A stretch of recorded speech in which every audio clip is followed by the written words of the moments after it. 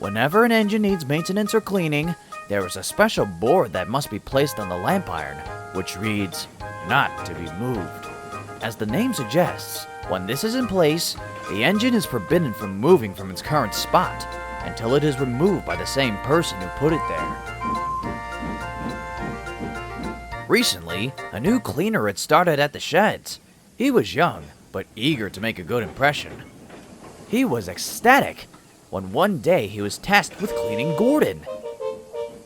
He placed the board on his lamp iron and started scrubbing and polishing until Gordon looked cleaner than he had in years. Gordon was most impressed. "This certainly puts your paint to shame," he called to James.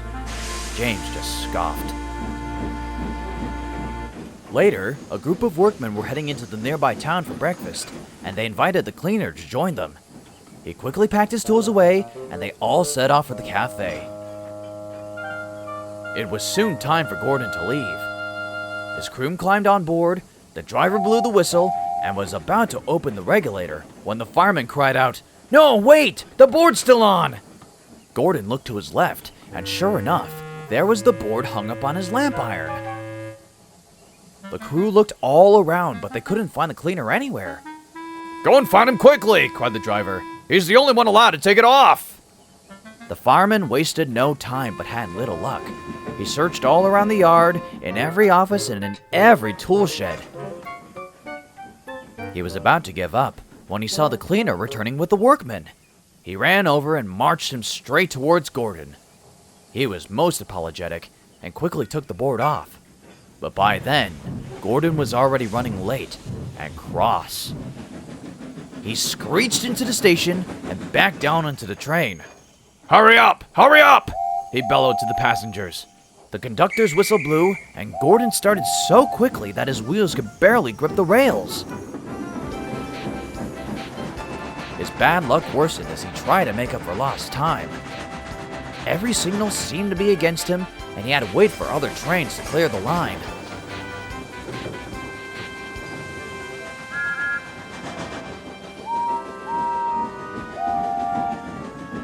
But finally, he arrived at the end of the line, about an hour late. Gordon was furious. "Incompetence!" he bellowed at the sheds that night. "How on earth did he even find a job here? Ooh, they'll just hire any dim-witted—" "Oh, be quiet," cut in Henry. "It's his first week here. It's not like you've never made a mistake." Mistake? Mistake! Henry, this is pure carelessness! He shouldn't have been anywhere near a railway, never mind near engines. The other engines all stayed silent. They knew it was better to just let Gordon rant himself to sleep.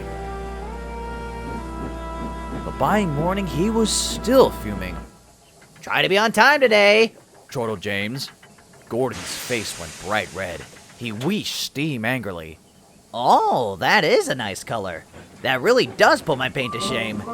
And he ran off laughing before Gordon could reply. Soon, the cleaner walked over to Gordon and placed the board on his lamp iron. I wanted to apologize, Gordon, again for yesterday. The foreman's asked me to..." His voice trailed off as he saw Gordon glaring back at him. He wasn't sure, but he swore he could see fire in Gordon's eyes. I'll leave you to it." And he walked away as quickly as he could. Gordon was soon due to leave, but the board was still in place, and the cleaner was nowhere to be found again. "He's done it again!" cried the driver. "Go try the cafe, quickly!" "There's no time for that," snapped Gordon. "I refuse to be late a second time. Now just take this thing off and we'll leave." The crew looked at each other and gave in. The fireman took the board off, and Gordon charged towards the station. When he arrived, he backed down onto his train with a loud biff. "Get in! Come on!" he shouted at the passengers. The driver, however, looked back. He thought he could hear a quiet wailing sound coming from behind Gordon. He and the fireman climbed down and peered underneath. To their horror, they found the cleaner, holding onto Gordon's tender frames for dear life. "Get him out!" the fireman exclaimed. They quickly pulled him out, and luckily, he hadn't been hurt. "How on earth did you get there?" asked the driver. But the cleaner was too shaken to talk. So the station master escorted him into his office and phoned for an ambulance. Gordon, meanwhile, was completely pale and didn't speak a word for the rest of the day. Until... Gordon! Boomed a familiar voice. Gordon's boiler went cold as standing in front of him was Sir Topham Hatt. Hello, sir. Lovely evening. Spare me the pleasantries, for I have none for you. Gordon gulped, and Sir Topham Hatt took a deep breath, trying to compose himself. What happened today, Gordon?